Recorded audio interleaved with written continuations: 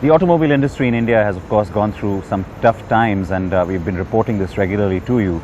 Within that, though, the one company that's been highlighted perhaps has been Tata Motors, because we've seen the company struggle through perhaps its toughest period when it comes to not just sales but overall strategy as well. That is the turnaround the company is now looking to make, and 2014 will become a crucial year because we're talking about new products and perhaps a different kind of strategy as well. Let's discuss this a little bit more with Ranjit Yadav, who heads the passenger car business for the company. Great to see you. Pleasure to be here with you.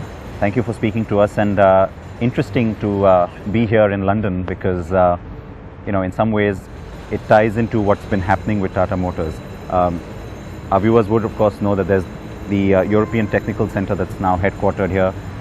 Talk us through this, because when we look at Tata Motors, I think there's a very unidimensional view that people view it with.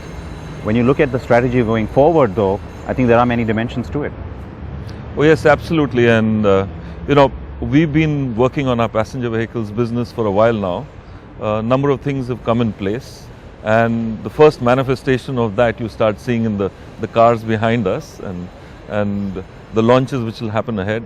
So clearly, from a vehicle point of view, we've put together our program strategy, our vehicle strategy out till 2020, and we're working on bringing these vehicles to the marketplace in a compelling way. Yeah.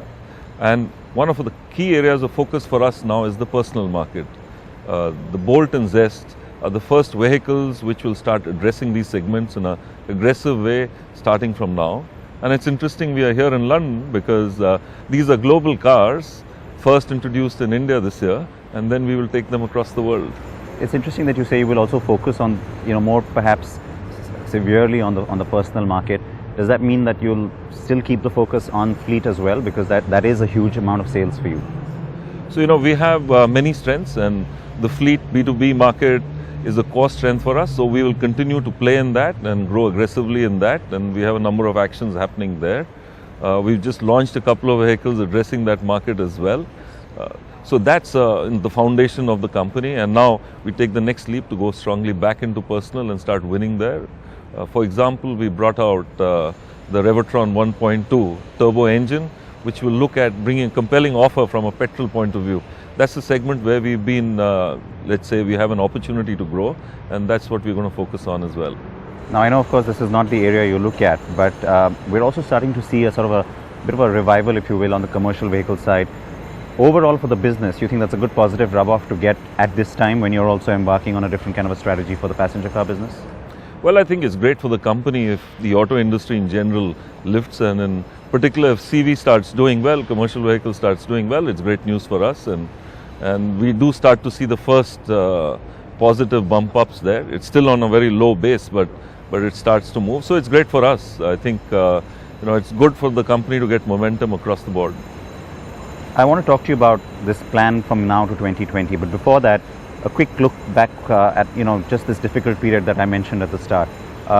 One of the key criticisms really has been the fact that you haven't had those new products maybe when you needed them.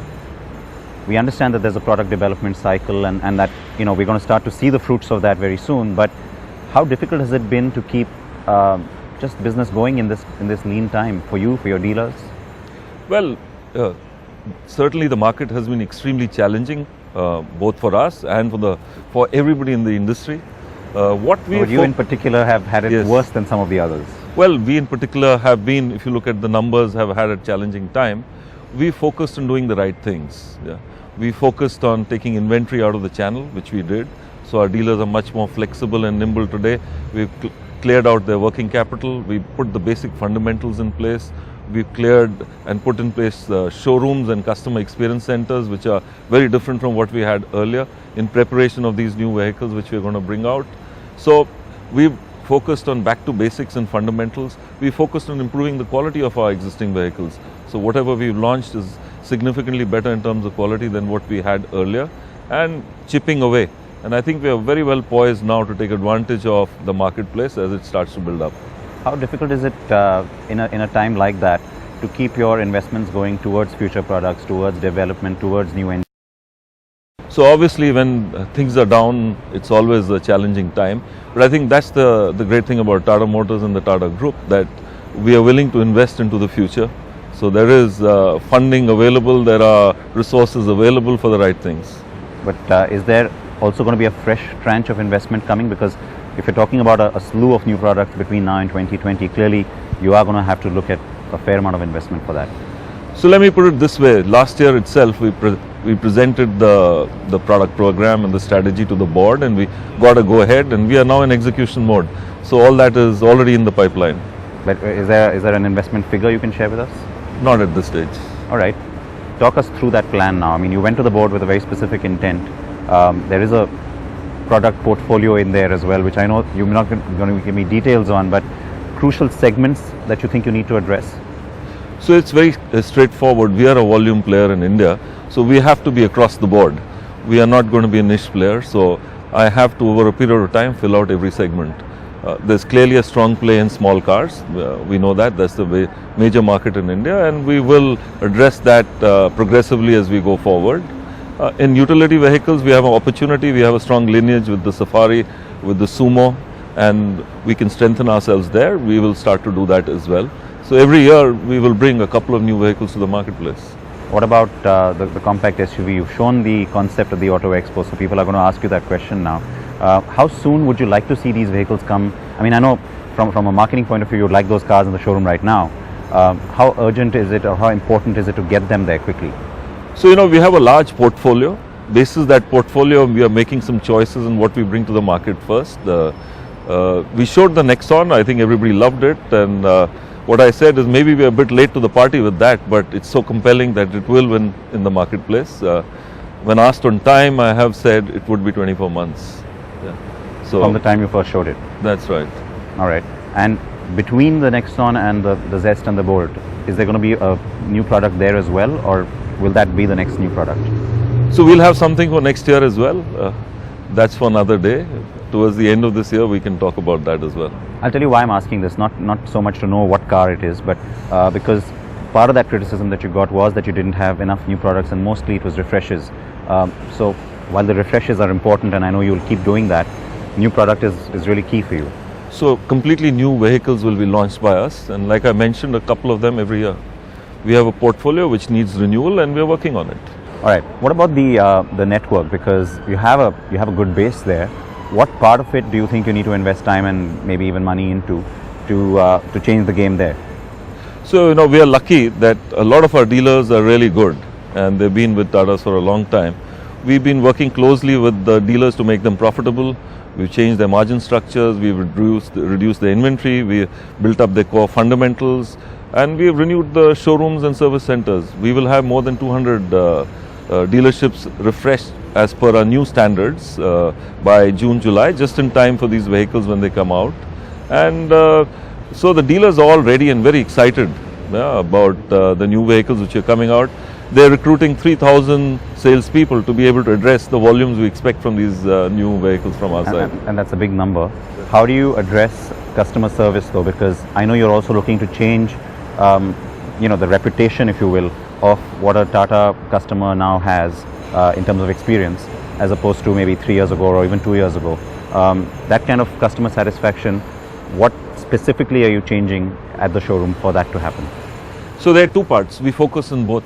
One is what I call the sales experience. So when you walk into a showroom to buy a vehicle, 18 months, 24 months back, we were 12th out of 12. So, worst in the pack.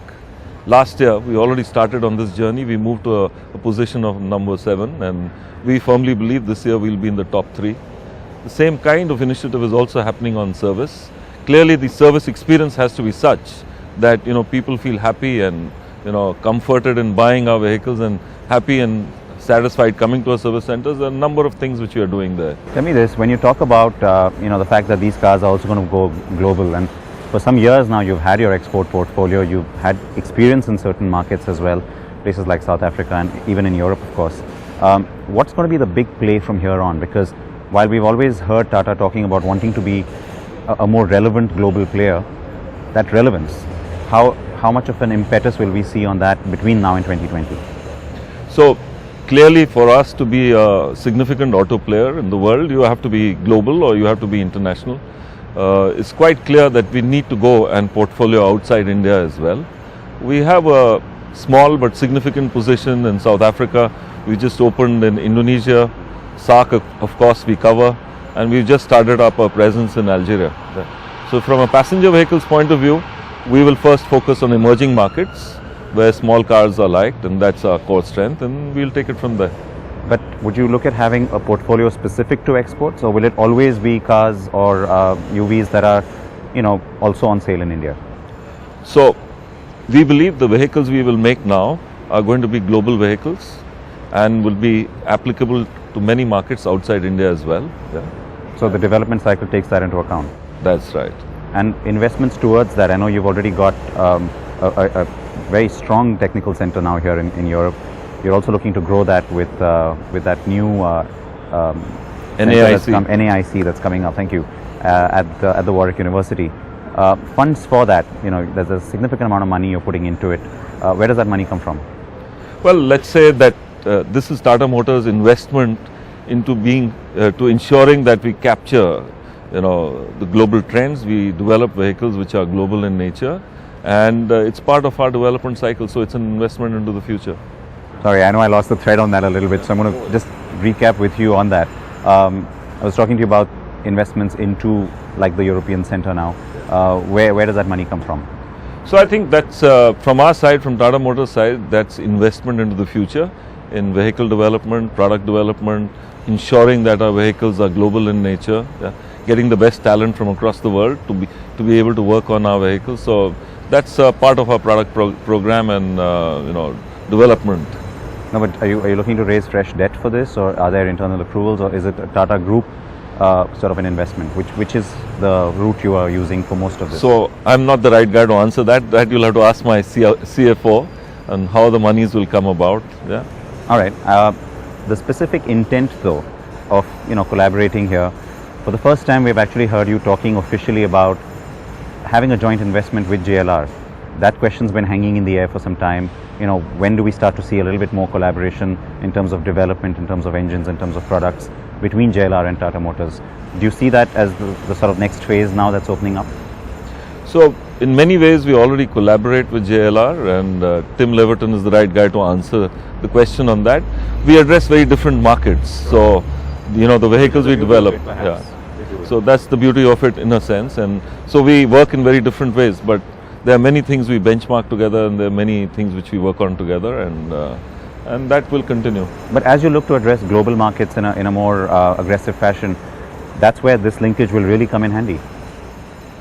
Well, yes, but you must remember Tata Motors, if I look at, say, commercial vehicles, is a significant global player already, and they are ramping up as well.